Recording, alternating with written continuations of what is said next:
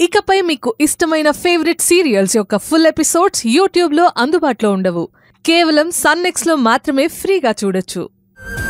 నేను బాగానే ఉన్నానమ్మా, కానీ నిన్నీ పరిస్థితుల్లో చూస్తుంటే నాకు చాలా బాధగా ఉందమ్మా. బాధపడాల్సిన అవసరం లేదు తాత.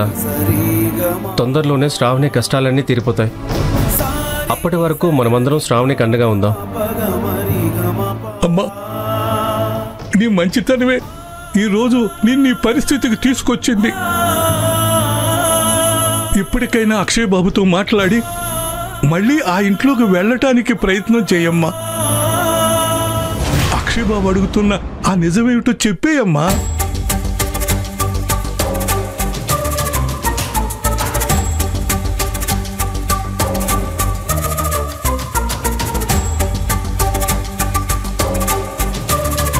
మాట్లాడమేమిటమ్మా?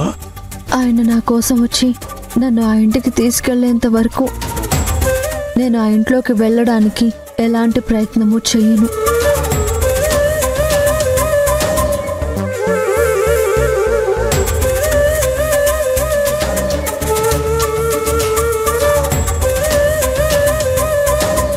అప్పటి వరకు ఇక్కడే ఉంటాను. మనం ఎంత సర్ది చెప్పినా శ్రావణి వినది తాత. అక్షయ్ బాబు ఎప్పుడొస్తాడో, శ్రావణిని ఎప్పుడు తీసుకువెళ్తాడో ఏంటో. వాణి, అక్షయ్ వాడి తప్పు తెలుసుకుని వస్తాడు. ఆయన వీళ్ళని కలిపే ప్రయత్నంలో నేను ముందుంటాను కదా. అవును నవీన్ బాబు, అక్షయ్ బాబు నిజం తెలుసుకొని కళ్యాణ మండపంలో తాళి కట్టేలా చేసింది మీరే కదా. ఇప్పుడు కూడా వీళ్ళిద్దరినీ మీరే కలపాలి. కలుపుతాను వాణి.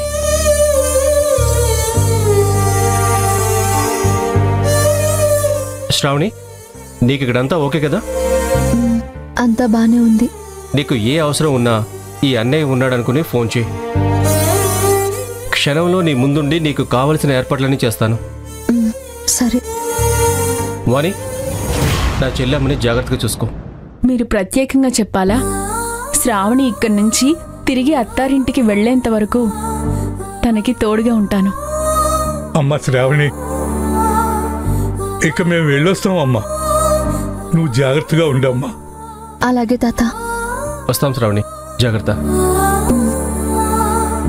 వెళ్ళొస్తాం.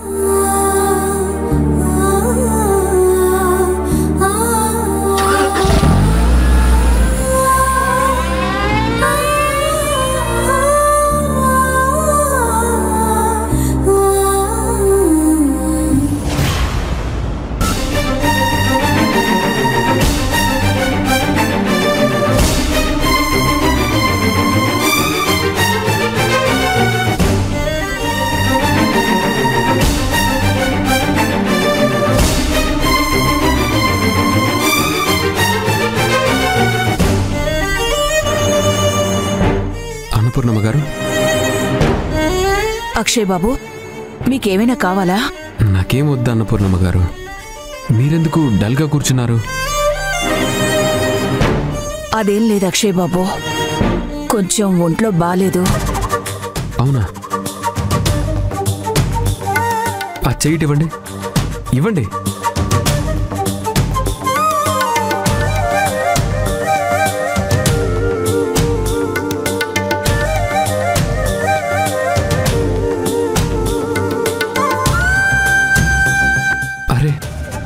ఒళ్ళు కాలిపోతుంది, జ్వరం ఉన్నట్టుంది. పదండి, హాస్పిటల్కి తీసుకెళ్తాను. పర్వాలేదు అక్షయ్ బాబు, కషాయం చేసుకుని తాగాను, తగ్గిపోతుంది. అన్నపూర్ణమ్మ గారు, మొహమాట పడకండి. పదండి, హాస్పిటల్కి తీసుకెళ్తాను. నేను ఇంటి పని మనిషినైనా సరే నా యోగక్షేమాలు చూసుకుంటున్నావు. ఇక నేనే నీ కన్నతల్లినని తెలిస్తే ఇంకెంత బాగా చూసుకుంటావో. ఏంటమ్మా ఆలోచిస్తున్నారు? పదండి, వెళ్దాం. జ్వరం తగ్గకపోతే అప్పుడు వెళ్దాంలేండి అక్షయ్ బాబు, ఇప్పుడొద్దు. సరే, మీ ఇష్టం. ఒంట్లో బాలేదంటున్నారు కదా, ఈరోజు ఏ పని చేయకండి, రెస్ట్ తీసుకోండి. జాగ్రత్త.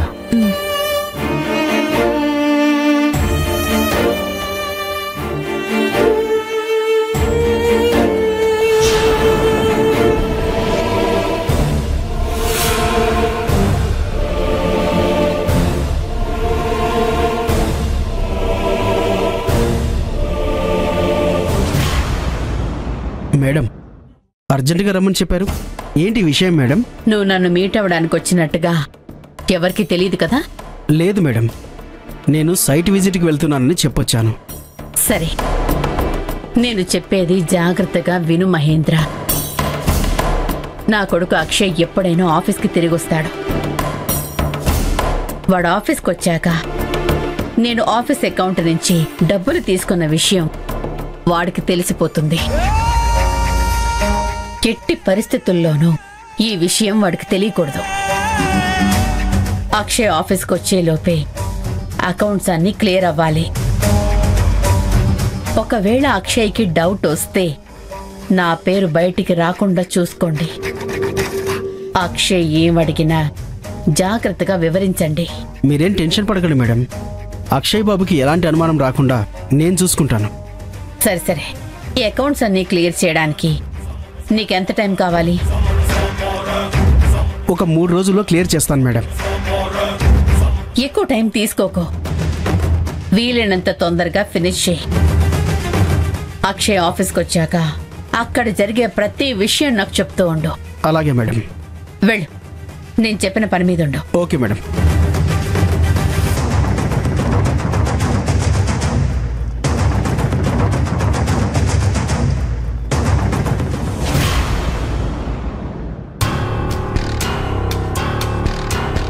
అక్క ఏ క్షణంలోనైనా మళ్ళీ ఇంటికి రావచ్చు. అత్తే తనని ఇంటికి తీసుకొచ్చే పనిలోనే ఉంది. అక్షయ్ మనసు మారిపోయి అక్కతో కలిసిపోతే లేదు, అలా జరగకూడదు. ఇప్పుడు ఏం చేయాలి? మా అక్కని అక్షయ్కి శాశ్వతంగా దూరం చేయాలి. అంటే వాళ్ళిద్దరికీ విడాకులు అయ్యేలా చేయాలి. ఎస్, ఇలా చేయడమే కరెక్ట్. కానీ ఇంద్రాణి అత్తయ్యకి తెలియకుండానే ఇదంతా జరగాలి. అక్షయ్ అక్కకి విడాకులు ఇవ్వడానికి రెడీ అయ్యేలా ఒప్పిస్తాను.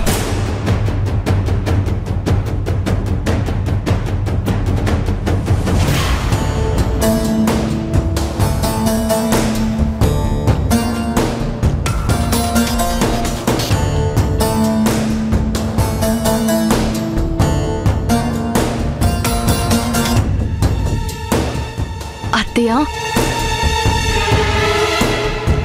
మీతో కొంచెం మాట్లాడాలి. చెప్పు. అత్తయ్య, జరిగిందాన్నే తలుచుకుంటూ అక్షయ్ బాగా స్ట్రగుల్ అవుతున్నాడు. మీరు అక్షయ్ని ఆఫీస్కి వెళ్ళమని చెప్పినప్పుడు తన మొహంలో ఎంత సంతోషం కనిపించిందో తెలుసా? ఈ పార్టీకి ఆఫీస్కి వెళ్ళిపోయి ఉంటే తన బాధలన్నీ మర్చిపోయి సంతోషంగా ఉండేవాడు. మీరు తనని ఆఫీస్కి వెళ్ళొద్దని ఆపకుండా ఉండాల్సింది. మీరు అలా చెప్పినందుకు అక్షయ్ చాలా ఫీల్ అయ్యాడు. మీకు చెప్పే అంతటి దాన్ని కాదు, వీలైనంత తొందరగా అక్షయ్ని పంపించడానికి ట్రై చేయండి అత్తయ్య.